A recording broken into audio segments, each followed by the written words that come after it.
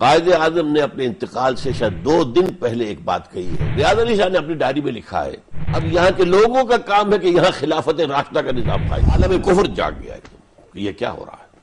اسلام ابھر رہا ہے. عبد العلی خان اسی جرم میں قتل کر دیے گئے. اب جب آپ الیکشن کے فیلڈ میں آ گئے تو آپ کی قوت ختم. امریکہ اس میں کامیاب ہوا.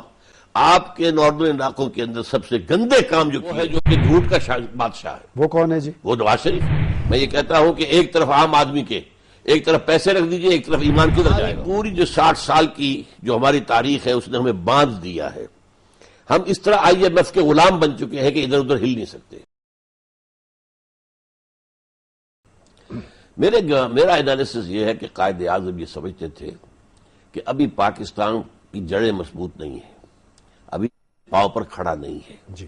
اگر فوراً اسلام کا راگ الاپ دیا اور اونچی اذان دے دی تو عالم کفر سارا کا سارا پل پڑے گا. جی ٹھیک. اس لیے بھی خاص طور پر کہ آپ کو معلوم ہے کہ پاکستان کے قیام کے 9 مہینے بعد اسرائیل وجود میں آ چکا تھا, جس سے قائد اعظم نے کہا تھا اللیجیٹمیٹ child of the waste.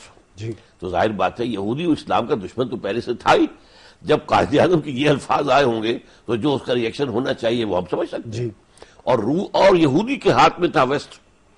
Waste خاص طور پر جو ویسٹ میں سے west white Anglo Saxon Protestants یہ یہودیوں کے اعلی کار ہیں. لہذا قائد اعظم کا خیال یہ تھا کہ اب جبکہ ایک ایسا ملک بن گیا جس میں مسلمانوں کی عظیم اکثریت ہے تو جو جدید اصول ہے دنیا کے جسے ہم کہتے ہیں فرض کیجیے سیکولرزم کہتے ہیں. سیکولرزم میں تو نظام جو بنے گا قانون بنے گا لوگوں کی مرضی سے بنے گا. لیکن ڈاکٹر صاحب آپ نے شروع میں جو بات کی وہ تو بڑی کلیئر تھی کہ جب 2 قومی نظریے کی بنیاد پر ملک وجود میں آیا تو پھر اس پہ آگے پیش رفت ہونی چاہیے تھی. ایک ہے 2 قومی نظریہ ایک ہے اسلام ہونی چاہیے تھی تو میں کہہ رہا ہوں ہوا نہیں ہے. اس میں پہلا منفی اثر یہ ہوا ہے کہ قائد اعظم نے یہ رائے قائم کر کے کہ ہمیں فوراً کوئی بڑی اونچی اذان نہیں دینی چاہیے ورنہ پورا عالم کفر جو ہے ہم پر پھر پڑے گا اور ابھی ہمارے پاس ہماری قدم جو ہے جمے نہیں ہے. انہوں نے کیا کیا, ایک تو وہ جملہ 11 اگست کی تقریر میں آ گیا جس کو پاکستان میں ہر جو بھی سیکولر ذہن کا آدمی ہے پھر اسی نے اس کو لیا ہے اور اس کو پھیلایا ہے. جسٹس منیر سے لے کر اور آج کے نذیر راجی صاحب تک سب اسی ایک جملے کو لیے پھرتے ہیں. نمبر 2 کیا کیا, ہندو کو بنا دیا لا منسٹر اور قادیانی کو بنا دیا فارن منسٹر. اس کا کیا امیج گیا. ظاہر بات ہے کہ جو مسلمانوں کے جذبات اس وقت مذہب کے حوالے سے جتنے ابھرے ہوئے تھے ان کے اوپر تو یقیناً اوس پڑی ان اعمال سے. لیکن میں سمجھتا ہوں کہ قائد اعظم مخلص تھے. وہ سمجھتے تھے کہ اس وقت جبکہ اب ملک بن گیا ہے جہاں اکثریت مسلمانوں کی ہے تو خالص جدید جمہوری اصولوں کے تحت بھی تو یہاں اسلام آ جائے گا اگر قوم چاہے گی, اکثریت اگر چاہتی. تو کیا ڈاکٹر صاحب وجوہات کیا بنی کہ پاکستان تو وجود میں آ گیا پھر آگے پیش رفت میں ایک بات اور کہہ دوں اس لیے کہ چونکہ میں نے قائد اعظم کے بارے میں بات کہی ہے تو ذرا دوسری بات بھی کہہ دوں. قائد اعظم نے اپنے انتقال سے شاید 2 دن پہلے ایک بات کہی ہے اور وہ ڈاکٹر ریاض علی شاہ صاحب جو ہمارے جس زمانے میں میڈیکل کالج میں پڑھتا تھا تو اب ہمارے پرنسپل تھے کرنل لائی بخش اور TB کے پروفیسر تھے ریاض علی شاہ. یہ دونوں حضرات وہاں تھے قائد اعظم کے علاج کے لیے زیارت میں. ریاض علی شاہ نے اپنی ڈائری میں لکھا ہے کہ قائد اعظم اتنے نحیف ہو چکے تھے کہ اگر 2 لفظ بھی بولتے تھے تو سانپ پھول جاتا تھا. ہم نے کہا تھا آپ گفتگو نہ کریں, خاموش رہیں. لیکن ہم نے ایک دوا دی, اس کے ہم اثرات واچ کرنے کے لیے دیکھنا چاہ رہے تھے, ہم پاس بیٹھے ہوئے تھے. اب ہم نے دیکھا قائد اعظم کی زبان پر کوئی بات آتی ہے پھر وہ چپ ہو جاتے, بولتے نہیں. اور ہم نے کہا اگر اس کشمکش میں یہ رہے اندرونی طور پر تو اور زیادہ نقصان دہ ہو جائے گی. تو ہم نے کہا آپ جو کہنا چاہیں فرمائیں. اور یہ الفاظ میں چاہتا ہوں اللہ کرے کہ ہر پاکستانی جو ہے اس کے دل پر لکھے جائیں یہ الفاظ قائد اعظم کے. آپ کو اندازہ نہیں ہو سکتا مجھے کتنا اطمینان ہے کہ پاکستان قائم ہو گیا. تاریخی الفاظ تھے. اور یہ کام میں تنہا نہیں کر سکتا تھا جب تک کہ رسول خدا کا روحانی فیض شامل نہ ہوتا صلی اللہ علیہ وسلم. اب جب کہ پاکستان بن گیا ہے اب یہاں کے لوگوں کا کام ہے کہ یہاں خلافت راشدہ کا نظام قائم کرے. یہ لفظ ہے خلافت راشدہ. اپنی ڈیتھ سے 2 دن پہلے انہوں نے یہ کہا اور تاکہ پھر اللہ تعالیٰ امت مسلمہ سے اپنا وعدہ پورا کرے. میں حیران ہوا قائد اعظم کے سامنے یہ بات بھی موجود تھی کہ امت سے اللہ کا وعدہ ہے کہ پوری دنیا پہ یہ نظام خلافت اللہ بن حاج نبوہ قائم ہوگا. تو قائد اعظم اس اعتبار سے مخلص تھے، اسلام ہی چاہتے تھے، لیکن انہوں نے وقتی طور پر یہ سمجھا کہ فوراً ڈنڈورا نہ پیٹا جائے بلکہ اسے ایک جمہوری اصول کے تحت آنا جائے۔ ڈاکٹر صاحب آپ نے ایک بڑی تاریخی بات بتائی، یہ کہ انہوں نے اپنی ڈیتھ سے 2 دن پہلے یہ بات کہی کہ خدا کا شکر ہے کہ پاکستان قائم ہو گیا اور یہاں پر خلافت راشدہ کا نظام قائم ہونا چاہیے۔ ڈاکٹر صاحب اسی پہ بات جاری رکھیں گے۔ جی ڈاکٹر صاحب آپ بات کر رہے تھے جی میں یہاں یہ بھی بتا دوں تاکہ سننے والوں کی بات سامنے آ جائے، ورنہ لوگ مذاق اڑائیں گے کہ کہاں سے یہ قول لے آئے ہیں۔ یہ ڈائری کا جو صفحہ ہے ڈاکٹر ریاض علی شاہ کی 11 ستمبر 1988 کو روزنامہ جنگ میں شائع ہوا، یعنی 40ویں جو برسی کہہ لیجئے یوم وفات پر اس میں شائع ہوا۔ اچھا، اس کے بعد ایک بڑا پیش قدمی ہو گئی مثبت، اور وہ تھی قرارداد مقاصد کا پاس ہونا۔ یہ ایک بہت بڑا قدم تھا، اور یوں سمجھیے کہ اس کائنات میں، اس دنیا میں جہاں سیکولرزم کا دورہ تھا، ہماری مملکت کا نظریاتی رخ متعین ہوا، اور یہ کہ حاکمیت اللہ سے چھین لی گئی تھی، ہم نے گویا کہ ریسٹور کی ہے کہ یہ حاکمیت اللہ کی ہے کہ سروری زیبا فقط اس ذات بے ہمتا کو ہے، حکمراں ہے ایک وہی باقی بتانے آسری۔ اس پر ہمارے ہاں جو بہرحال سیکولر عناصر بھی تھے اس وقت لوگ، انہوں نے شور مچایا یہاں کس کا اسلام لاؤ گے؟ دیوبندی کا، بریلوی کا، شیعہ کا، سنی کا، اہل حدیث کا، جماعت کس کا لاؤ گے؟ اس پر ایک بہت بڑا اقدام ہوا ہے، ہمارا تاریخی اقدام ہے یہ۔ تمام ہمارے مسالک جو ہیں فقہ کے، ان کے چوٹی کے 31 علماء انہوں نے کراچی میں جمع ہو کر، اور چوٹی کے علماء تھے سب دیوبندی، بریلوی، مختلف مکاتب فکر کے، اور انہوں نے 22 نکات جو ہیں کانسٹیٹیوشن کے دے دیے کہ یہ ہمارے نزدیک متفق علیہ ہیں، دستخط ہمارے ہیں، بناؤ دستور۔ یہ صورتحال تھی کہ جس میں کہ ہمیں کچھ آگے بڑھنے کی صورت نظر آ رہی تھی، لیکن پھر وہی ہوا جس کا قائد اعظم کو اندیشہ تھا۔ عالم کفر جاگ گیا ایک دم کہ یہ کیا ہو رہا ہے، اسلام ابھر رہا ہے۔ وہ تو علامہ اقبال نے جو جنم 1936 میں کہی تھی ابلیس کی مجلس شورا، جس میں ابلیس کے نے یہ کہتا ہے کہ مجھے نہ جمہوریت سے کوئی خوف ہے، نہ اشتراکیت سے کوئی خوف ہے، نہ فاشزم سے کوئی خوف ہے، یہ تو ہمارے بنائے ہوئے نظام ہے۔ ہاں ہے اگر کوئی خطر مجھ کو تو اس امت سے ہے، اس کی خاکستر میں ہے اب تک شرار آرزو، اور اس میں لیکن بعد میں کہتا ہے کہ عصر حاضر کے تقاضاؤں سے ہے، لیکن یہ خوف ہو نہ جائے آشکارا شرع پیغمبر کہیں۔ تو معلوم ہوا ابلیس اور اس کی ابلیسی جتنی قوتیں ہیں اس دنیا میں جو کام کر رہی ہیں کہ یہ تو اسلام جو آ رہا ہے، لہذا اس کے بعد جو کچھ ہوا ہے وہ آپ کو معلوم ہے۔ لیاقت علی خان اسی جرم میں قتل کر دیے گئے۔ لیاقت علی خان کا دوسرا جرم کیا تھا کہ جب وہ گئے تھے امریکہ، اور وہاں کی ورلڈ جیوش، جو امریکہ کی جیوش کانگریس ہے، اس نے بڑا ریسیپشن دیا۔ وہاں انہوں نے کہا کہ آپ اگر تسلیم کر لیں اسرائیل کو تو ہم یہ دیں گے، یہ دے دیں گے، یہ دے دیں گے، سارے قرضے ختم کرا دیں گے۔ تو کہا تھا یہ لیاقت علی خان نے، gentlemen our souls are not for sale، لہذا ان کو سزا دی گئی۔ اس کا قتل جو ہے، جو آج تک اندھا قتل ہے، کچھ پتہ نہیں، پتہ جو ہے دنیا نے کیا ہے۔ ڈاکٹر صاحب آگے چلتے ہیں، چونکہ آج بھی پاکستان کو کئی سارے خطرات درپیش ہیں۔ ایک بات اور مجھے کہہ لیجیے، اس کے بعد آپ کو معلوم ہے کہ سن 56 میں دستور کا ایک بنتا آیا نظر آیا۔ جی ٹھیک، لیکن اس سے قبل ایک میں بات کہہ دوں، ایک بہت بڑی غلطی جو علماء سے ہوئی ہے، ہمالائن مسٹیک۔ جی، انہوں نے خود پاور پالیٹکس کے اندر آ کر اپنے اثر کو خام خواہ ضائع کر دیا۔ پھر پاور پالیٹکس کے اندر وہ آپس میں لڑے۔ جی، اب ایک دیوبندی بھی کھڑا ہے، ٹکٹ جو ہے وہ ووٹ مانگ رہا ہے اسلام کے نام پر۔ ڈاکٹر صاحب اس پہ میں نے آپ سے چونکہ ایک اسپیسیفک سوال کرنا ہے، اس پہ ہم آئیں گے بعد میں۔ اس وقت آج کا پاکستان جو ایک نیوکلیئر پاکستان ہے، لیکن ہم کئی اندرونی اور بیرونی چیلنجز سے درپیش ہیں، ہمارے گرد دشمن گھیرا تنگ کر رہا ہے۔ اس خطرات کو آپ اس کا جائزہ کس طرح لیتے ہیں، کس طرح ہم اس سے نبٹ سکتے ہیں؟ اندرونی کا سب سے بڑا سبب کیا ہے؟ جی، جو ہمیں یونائٹ کرنے والی طاقت تھی مذہب، جی، اس ہم نے مستحکم نہیں کیا۔ دیکھیے جو مذہب آج ہمارے پاس ہے وہ تو انڈیا میں بھی موجود ہے۔ کیا وہاں مسجدیں نہیں ہیں؟ کیا وہاں حج فلائٹس نہیں جاتی وہاں سے؟ کیا نہیں ہے وہاں؟ یہ جو ہم نے چاہا تھا اسلام کا ایک نظام، جو سن 30 کے خطبے میں علامہ اقبال نے کہا تھا کہ ہم چاہتے ہیں، کہ اس نے 2 باتیں کہی تھی۔ ایک تو یہ کہ یہ پروفیسی کی تھی، ان کی طرف سے پروفیسائز کیا تھا کہ یہ جو ہے یہ ڈیسٹنی ہے کہ ہندوستان کے شمال مغرب میں ایک آزاد مسلمان ریاست قائم ہوگی۔ نمبر 2 یہ اگر ایسا ہو گیا تو ہمیں موقع مل جائے گا کہ اسلام کے چہرے سے بدنما داغ اور دھبے جو عرب ملوکیت کے دور میں، عرب امپیریلزم کے دور میں لگ گئے تھے اس کے چہرے پر، انہیں ہٹا کر اصل اسلام اور جدید تقاضوں کے مطابق ایک نظام دنیا کے سامنے پیش کریں۔ یہ تھا وہ نظریہ جس کی وجہ سے پاکستان بنا ہے، ہم نے نہیں کیا۔ نہ کرنے کی وجوہات میں بتا رہا تھا، اس میں جو رول سب سے زیادہ پلے کر سکتے تھے، اس لیے کہ جب قرارداد مقاصد پاس ہوئی ہے تو اگرچہ اس کی تجویز پیش کرنے والا ایک شخص تھا، عوام میں سید ابو العلا مودودی تھے، اور ہماری دستور سا اسمبلی میں مولانا شبیر احمد عثمانی تھے، جی ٹھیک، ان دونوں کے ذریعے سے۔ لیکن تمام مذہبی عناصر، مسلم لیگ کے اندر بھی جو مخلص مذہبی لوگ تھے سب کے سب، انہوں نے ساتھ دیا تھا۔ اب جب آپ الیکشن کے فیلڈ میں آ گئے تو آپ کی قوت ختم ہو گئی، ایک دوسرے کے خلاف استعمال ہوئی، اسلام کا جو یہاں وزن تھا وہ ختم ہو گیا، اور پھر بیرونی قوتوں نے۔ لیکن ڈاکٹر صاحب، آج کا پاکستان آج اسلام کی بنیاد پہ انتہا پسندی اور شدت پسندی کا نام لے کے پھر اسلام کو ٹارگٹ کیا جا رہا ہے، اور خاص طور پہ میں بات کروں گا دہشت گردی کے رجحان کی۔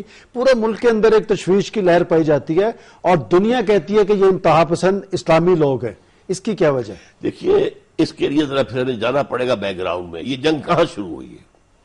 یہ کروسیڈ ہے، جی یہ کروسیڈ ہے، اور یہ لفظ جو ہے بش کی زبان سے نکل گیا، بش کی زبان پھر بعد میں اس نے واپس لیا، بالکل۔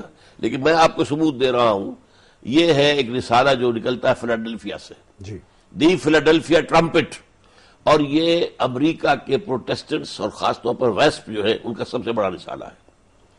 اس رسالے کا یہ شمارہ میرے پاس موجود ہے، یہ اگست 2001 کا ہے، یعنی 9/11 سے ایک مہینے پہلے کا، جی، اور اس میں کیا لکھا ہوا ہے وہ میں نے آپ کو جو کتاب سے بھیجے تھے ان میں یہ تصویر موجود ہے۔ جی، اس کا ایڈیٹر یہ لکھتا ہے، many people think جی that crusades are a matter of the past, جی over forever, but they are wrong. جی Preparations are underway, preparations are being made for the last doctor صاحب، crusade, اس میں کوئی شک نہیں، یہ which will be کروسیڈ ہے، the bloodiest of all. Lord, please. لیکن ڈاکٹر صاحب، It will be یہ the- سارا سلسلہ جب شروع ہوا تو ہمارے اس وقت جو فوجی حکمران تھے انہوں نے بش کی اور امریکنز کی ایک کال پہ سرنڈر کر دیا۔ لوگوں کو توقعات تھی کہ جب منتخب لیڈرشپ آئے گی ان پالیسیز پہ نظر ثانی کرتے ہوئے ہم اپنے قومی مفادات کو یقینی بنائیں گے۔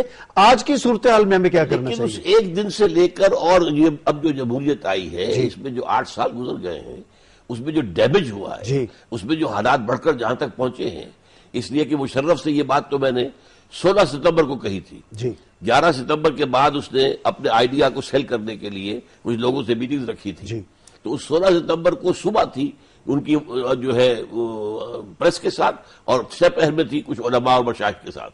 میں نہ علماء میں نہ مشائخ میں، لیکن مجھے پتہ نہیں کیسے بلا لیا، لیکن میں نے ان سے کہا تھا کہ مشرف صاحب، آپ نے اگر اس وقت امریکہ کی مدد کی ہے تو یہ بغاوت ہوگی اصول عدل و انصاف سے، کیونکہ جرم ثابت ہی نہیں، نہ اسامہ کا کوئی جرم ثابت ڈاکٹر نہیں۔ صاحب، وہ تو تھے فوجی ڈکٹیٹر، جی۔ اور یہ تو وہ لوگ تھے جو جنرل مشرف کی پالیسیز کی مخالفت کر رہے تھے۔ جب ووٹ لے کے آئے ہیں تو یہ بھی تو انہی پالیسیز پہ چل رہے ہیں۔ صورتحال یہ ہے کہ بڑھتے بڑھتے بات کہاں تک پہنچی، امریکہ اس میں کامیاب ہوا۔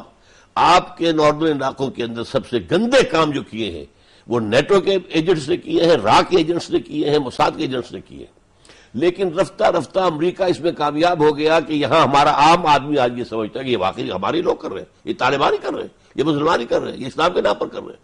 اصل میں امریکہ اور بھارت یہ چاہتے ہیں کہ پاکستان کو ڈسٹیبلائز کریں، اور جیسے سن 71 میں انہیں موقع مل گیا تھا کہ وہ مشرقی پاکستان میں داخل ہو گئے امن قائم کرنے کے نام پر، اسی طرح یہ ڈسٹیبلائزیشن یہاں ہو، خانہ جنگی ہو، تاکہ ادھر سے نیٹو فورسز، ادھر سے بھارت کی فورسز داخل ہو تو جائیں۔ ڈاکٹر صاحب، جو طالبان کی تحریک ہے، کیا یہ جو واقعات ہو رہے ہیں اور جو لوگ پکڑے جا رہے ہیں، کیا یہ شدت پسند اسلامی طالبان نہیں ہے؟ ان میں اسلامی طالبات بھی ہیں جن کے اندر ایک ریئیکشنری پورشن ہے۔ وہ کیا ہے؟ دیکھیے، ایک مدرسے پر حملہ ہوا، 80 بچے مر گئے، ان بچوں ڈرون میں- حملہ ہوا ہے؟ ڈرون حملہ ہوا نہیں، یہ پہلے کی بات کر رہا ہوں، ابھی وہ پرانا بھی ایک جو ہوا تھا جو ڈبل ڈولا میں جی۔ 80 بچے مرے۔ آخر ان کے بھائی، ان کے چچا، ان کے باپ کوئی تھے کہ نہیں تھے؟ غصہ آیا، غصے میں آدمی انبیلنسڈ ہو جاتا ہے۔ چنانچہ انہوں نے درگئی میں ہمارے پیریڈ کے اوپر جو حملہ کیا تھا بہت بڑا، اور کتنے فوجی مار دیے تھے، ایک ریئیکشنری ایلیمنٹ ان میں آیا ہے، لیکن ان میں زیادہ کام جو کیا ہے وہ را اور موساد کے ایجنٹس نے کیا۔ لیکن ڈاکٹر صاحب، ہمارے حکمران تو کہتے ہیں کہ یہ اب جنگ جو ہے یہ ہماری اپنی جنگ ہے۔ یہی تو میں کہا، یہ سب سے بڑی کامیابی امریکہ کی کہ آج ہمارے ہاں آپ کوئی کہہ نہیں سکتا کہ یہ ہماری جنگ نہیں ہے، اس لیے کہ اتنے دھماکے ہوئے ہیں، اتنے لوگ بیچارے مارے گئے ہیں ہر شہر میں، ہر بڑے شہر میں، کہ اب یہ بات گویا کہ منوا لی امریکہ نے ہم سے کہ یہ تمہاری اپنی جنگ ہے، حالانکہ یہ جنگ ہماری نہیں ہے۔ ہمارے ہاں آپ مجھے بتائیے کہ 9/11 سے پہلے کوئی دھماکہ ہوا تھا؟ کوئی خودکش حملہ ہوا تھا؟ کہیں ان علاقوں میں کوئی بدامنی تھی؟ وہاں پر سارے آئے ہوئے تھے طالبان جو ہے، جو کہ تمام عالم عرب کے طالبان جو آئے ہوئے تھے، جب وہ طالبان کی حکومت ختم ہوئی تو سارے کے سارے ہمارے ہاں نہیں بیٹھے ہوئے تھے، وزیرستان، نارتھ وزیرستان، ساؤتھ وزیرستان کے اندر. یہاں وہ آئے ہیں، آباد ہوئے ہیں، شادیاں کی ہیں، وہاں پہ بال بچے دار. کوئی حملہ ہوا کسی قسم کا کسی فوجی پر، کسی سویلین ٹارگٹ پر؟ نن. ڈاکٹر صاحب پھر اس سے یہ سب کچھ اگر ایک ایجنڈے کے تحت ہو رہا ہے تو اس ایجنڈے کا توڑ کس نے کرنا تھا؟ اس ایجنڈے کا توڑ تو اول تو یہ کہ اللہ کرے گا، ہمارے بس کا روگ نہیں. اللہ کو راضی کرنے کے لیے God helps those who help themselves. سن لیجئے، لیکن اس کے لیے یہی بات میں کہہ دے رہا ہوں، ہمیں اثر نو جو بھولا ہوا سبق ہے، یہاں جو اسلام کے نفاذ کے عمل کو ہم نے ادھورا چھوڑ دیا، قرارداد مقاصد پاس کر کے چھوڑ دیا. آپ نے ایک بات ابھی پہلے کہی تھی کہ مذہبی جماعتیں، کہ مذہبی لوگ طاقت کے اصول میں پڑ گئے. آج کے پاکستان میں تو مذہبی جماعتیں جو اپنی اہمیت اور حیثیت اور کھو رہی ہیں. صحیح ہے، آپ صحیح کہہ رہے ہیں. اس کی وجوہات کیا ہیں؟ بالکل، انہوں نے جو غلط کام کیا تھا اس کی سزا اللہ انہیں دے رہا ہے. آج جو ہمارے ہاں، آپ سوچئے، میں ایک اور بات بھی چند منٹ دیجئے، آج ہمارے ہاں جو اخلاق کا اور کردار کا بحران ہے، جی، مورل کرائسس کیوں آیا ہے؟ اس لیے کہ قرآن مجید کے اندر سورہ توبہ کی آیت 75، 76، 77 میں قانون بیان ہوا ہے. وَمِنْهُمْ مَنْ عَاهَدَ اللَّهُ. مدینے کے منافقین میں ایک خاص گروہ وہ تھا جس نے اللہ سے عہد کیا تھا، لَئِنْ آتَانَا مِنْ فَضْلِهِ، اگر اللہ ہمیں اپنے فضل سے نواز دے گا، دولت دے گا، لَنَصَدَّقَنَّ وَلَنَكُونَنَّ مِنَ الصَّالِحِينَ، خوب صدقہ خیرات کریں گے، صالح بن جائیں گے. فَلَمَّا آتَاهُم مِنْ فَضْلِهِ، جب اللہ نے فضل سے نواز دیا، بخلوا بِهِ، اب بخل سے کام لیا، تجوریوں کو تالے ڈال دیے. فَعَاقَبَهُمْ نِفَاقًا فِي قُلُوبِهِمْ، اللہ نے سزا کے طور پر ان کے دلوں میں نفاق پیدا کر. آج ہماری قوم کے ماتھے پر نفاق لکھا ہوا ہے، اور نفاق کی کیا علامت ہے؟ حضور نے فرمایا منافق وہ ہے جو بولے جھوٹ بولے، جب وعدہ کرے خلاف ورزی کرے، اور جب کہیں امین بنا جائے غبن کرے. ڈاکٹر صاحب آپ کا یہ کہنا ہے کہ ہمارا سب سے بڑا مسئلہ جو ہے ہمارے اندر کا نفاق، اور ہمارا سب سے بڑا بحران اخلاقی بحران ہے، اسی پہ بات جاری رہی. ڈاکٹر صاحب آپ بات کر رہے تھے. جی، میں یہ کہہ رہا تھا کہ ہمارا حل کیا ہے. آج ہمارا صدر وہ ہے جو وعدہ خلافوں کا شہنشاہ ہے، اور دوسرا آلٹرنیٹ کوئی اگر سامنے آتا ہے تو وہ ہے جو کہ جھوٹ کا بادشاہ ہے. وہ کون ہے جی؟ وہ نواز شریف، کہ میں نے کوئی معاہدہ نہیں کیا، کوئی معاہدہ نہیں کیا، کوئی معاہدہ نہیں کیا، کوئی معاہدہ نہیں کیا، پھر وہ معاہدہ سامنے آ گیا. تو ڈاکٹر صاحب پھر لیڈرشپ کون سی ہے؟ ہاں، یہ کیوں ہے؟ جب قوم کے اوپر آ چکا ہے یہ نفاق، اس وقت افراد پر نہیں ہے، پوری قوم پر ہے. جو جتنا بڑا ہے اتنا بڑا جھوٹا، الا ماشاءاللہ، جو جتنا بڑا ہے اتنا ہی بڑا وعدہ خلاف، الا ماشاءاللہ. ڈاکٹر صاحب یہ تو بڑی مایوسی کی بات آپ نے کر دی. میں دیکھیے جو حقائق ہیں، جو تلخ تو حقائق، اس میں سے نکلنے کا طریقہ کیا ہے؟ توبہ. مطلب لوگوں نے تو ہمیشہ فیصلہ درست کیا. توبہ نہیں، لوگوں دیکھیے یہ بات بھی ہمارا جو ہے دھوکہ ہے نظر کا، کہ اگر ہم یہ چاہتے ہیں کہ لوگ اسلام چاہتے ہیں، میں یہ کہتا ہوں کہ ایک طرف عام آدمی کے، ایک طرف پیسے رکھ دیجئے، ایک طرف ایمان کدھر جائے گا وہ؟ لیکن ڈاکٹر صاحب اس حد تک بھی صورتحال نہیں. لوگوں نے ہمیشہ اسلام، پاکستان اور جمہوریت ایک ہے مائنورٹی. اس وقت عام حال کیا ہے؟ اس وقت وہاں معاملہ جو تھا وہ اس کو ایک ہندو کا مقابلہ بھی تھا، اپنی جان بھی بچانی تھی. وی ہیڈ ٹو سیو اور اسکن آلسو فرام اور انیمی، اور یہ اسلام کا نام لیا ہم نے. ڈاکٹر صاحب پھر آپ پھر ہمیں راستہ تجویز کریں کہ اس اخلاقی بحران سے نکلنے کا کیا طریقہ ہے؟ توبہ، تجدید ایمان. ہم جب توبہ جو ہے توبہ کریں، تجدید ایمان کریں، اللہ سے عہد کریں. اور کرائسس سے نکلنے کے لیے لیڈرشپ کہاں سے آئے؟ پھر اسی کے ذریعے سے لیڈرشپ آئے گی انشاءاللہ. اگر اللہ دیکھیے، اگر تو اللہ تعالیٰ اس بات کا بھی امکان ذہن میں رکھیے کہ شاید اللہ تعالیٰ کی طرف سے ہمیں آخری سزا دینے کا وقت آ گیا ہو.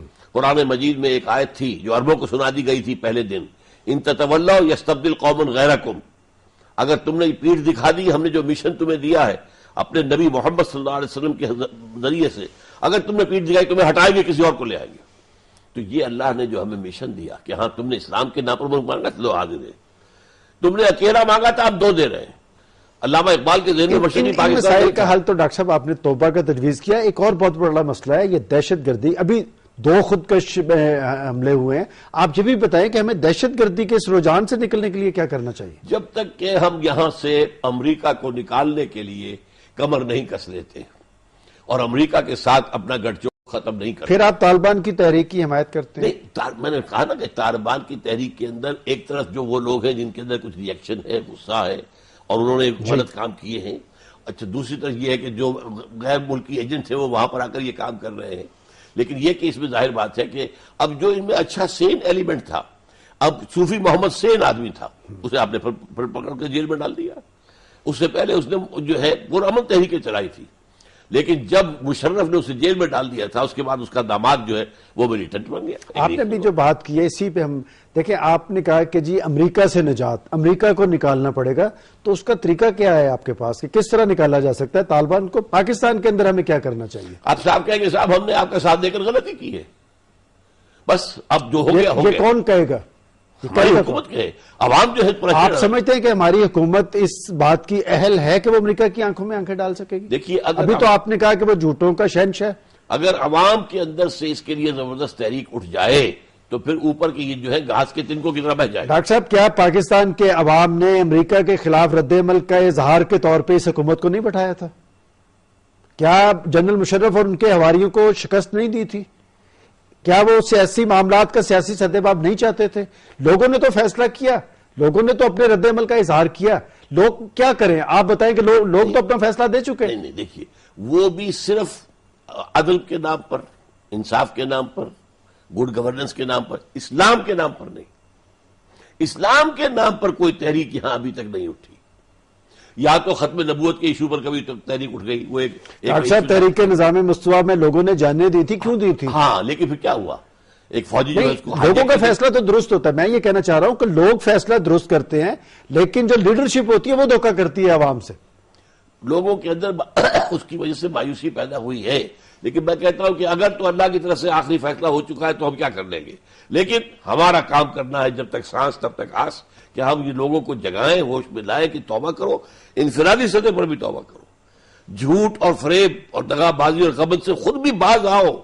یہ نہیں کہ صرف جو زرداری ہی باز آئے اور فرائی باز آئے، خود بھی تو باز آئے ہم۔ اچھا ڈاکٹر صاحب، جو اس وقت ہماری حکومت اور پارلیمنٹ ہے، کیا آپ سمجھتے ہیں کہ یہ فیصلوں کے حوالے سے آزاد اور خود مختار ہے اور یہ مزید پاکستان کے عوام کو ڈیلیور کر سکتی ہیں؟ یہ آزاد اور خود مختار نہیں ہے۔ اس کی وجہ کیا ہے؟ ہماری پوری جو 60 سال کی جو ہماری تاریخ ہے اس نے ہمیں باندھ دیا ہے۔ ہم اس طرح IMF کے غلام بن چکے ہیں کہ ادھر ادھر ہل نہیں سکتے۔ ہماری معیشت اس درجے تباہ ہے کہ ایک دفعہ اگر امریکہ ذرا اشارہ کر دے IMF کو کہ اب یہ اگلی قسط ان کو مت دو، اور اس کے بعد کوئی سینکشنز آ جائیں، ہمارا کیا حال ہوگا؟ Where will we stay? یہ جو ریسٹرینٹس ہیں، اب ہماری فوج بھی کیا کرے؟ اس کو بھی ریسٹرینٹس ہے۔ تنخواہ فوج کو دینے کے لیے جو ہے اگر پیسے نہیں ہوتے تو کیا کریں گے؟ تو یہ ساری کی ساری چیزیں اللہ تعالیٰ کی طرف سے ایک بڑے پیمانے پر عذاب ہے جو ہم پر آ رہا ہے۔ یہ کوئی ایک چھوٹی بات نہیں ہے، اور اس کے لیے اللہ ہی کو راضی کریں گے تو بات بنے گی۔ ڈاکٹر صاحب، ایک اور چیز جس کی وجہ سے آپ نے جو کہ نفاق کی بات کی، انتشار کی بات کی، ایک ثقافتی الغار ہے جو ہمارے اوپر مسلط ہے، اس کے سطح باب کے لیے ہمیں کیا کرنا چاہیے؟ اس کے سدے باب تو یہ کہ عمل جو ہے اس کے ذریعے سے ہم کریں، جو کبھی کہا تھا ظفر علی خان نے کہ تہذیب نو کے منہ پہ وہ تھپڑ رسید کر جو اس حرامزادی کا گھڑیا بگاڑ دے، یہ ظفر علی خان کا شعر تھا۔ یہ تحریک کیوں نہیں بن پا رہی؟ نہیں بن رہی۔ پاکستان کی مذہبی قیادت کہاں ہے؟ پاکستان کی مذہبی جماعتوں کا رول وجہ کیا ہے؟ اس وقت پوری دنیا پر ایک تہذیب کا غلبہ ہے، پوری دنیا پر صرف اسلامی ممالک کچھ بچے ہوئے ہیں۔ دیکھیے 3 لیئرز ہیں دجالیت کے۔ نمبر 1، پوری دنیا میں سیکولرزم، اللہ کو نکال کر، ہاں تو یہ تیری ہم نہیں مانتے، ہاں نماز تیری پڑھ لیں گے مسجد میں آ کر، باقی ہم جانے ہمارا کام جانے، وی آر ساورن۔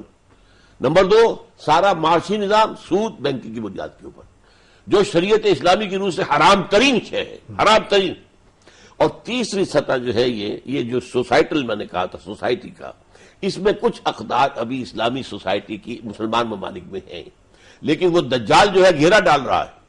آپ کو معلوم پہلے ویمن لنک کی کانفرنس ہوئی کائرو میں، 5 سال کے بعد ہوئی بیجنگ میں، اس کے بعد جو ہے بیجنگ +5 وہ کانفرنس ہوئی یونائٹڈ نیشنز کے تحت، اور اس میں طے کیا گیا ہے جس کو وہ کہتے ہیں social engineering program of the United Nations assembly.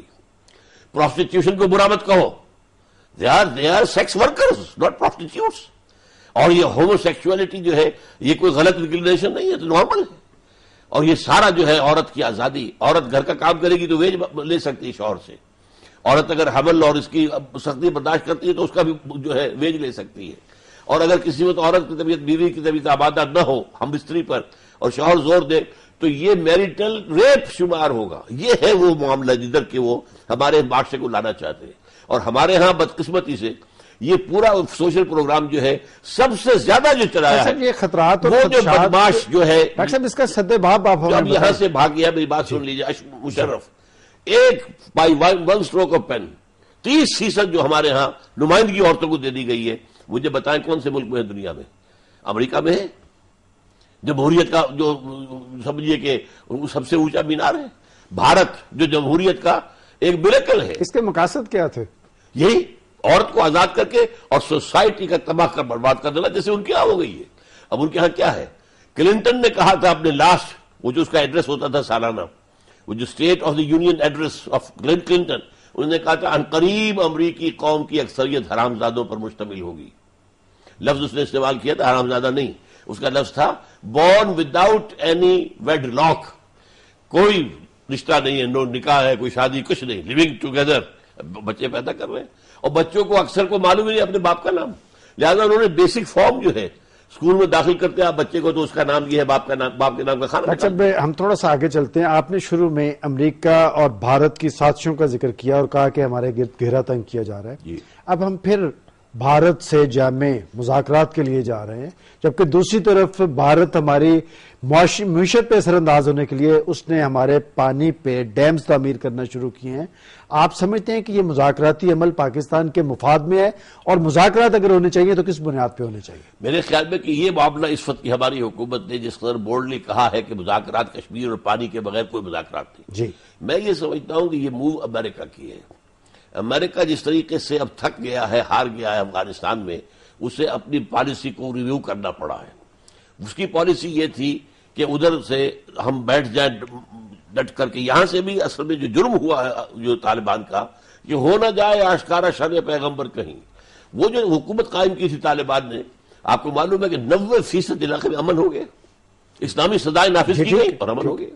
مطلب آپ کے خیال میں ایک آرڈر تھا ملا عمر کا، ایک آرڈر، جی اور اوپیم کی کاشت جو ہے زیرو ہو گئی۔ تو اسی طریقے سے یہ سارا معاملہ جو ہے اب وہ چاہتے ہیں کسی طریقے سے ایمیکیبلی پاکستان اور بھارت کا معاملہ کسی طریقے سے سیٹل ہو، اور پاکستان نے درست کیا کہ انہوں نے پانی اور کشمیر کے ساتھ مشروط کیا۔ بالکل، یہ میں سمجھتا ہوں کہ بہت بولڈ سٹیپ ہے۔ ڈاکٹر صاحب آپ کا بہت بہت شکریہ۔ گڈ سائن ڈاکٹر صاحب آپ کا بہت بہت شکریہ۔ ناظرین، یہ تھے تنظیم اسلامی کے بانی اور ممتاز اسکالر ڈاکٹر اسرار احمد۔ ڈاکٹر اسرار احمد ہمارا سب سے بڑا مسئلہ ہمارے اندرونی نفاق کو اور سب سے بڑا بحران اخلاقی بحران کو قرار دیتے ہیں، اور خاص طور پہ انڈیا کے حوالے سے انہوں نے گورنمنٹ کی اس پالیسی کی تائید کی کہ انڈیا سے مذاکراتی عمل کو پانی اور کشمیر کے ساتھ مشروط کرنا چاہیے، اور ان کا یہ کہنا ہے کہ امریکہ اب اس خطے میں معاملات کو حل کرنے کے لیے یہ مذاکرات کروانا چاہتا ہے، لیکن اس حوالے سے ہمیں اپنے قومی مفادات کو یقینی بنانا چاہیے۔ انہی الفاظ کے ساتھ ہم آپ سے اجازت چاہتے ہیں۔ خدا حافظ۔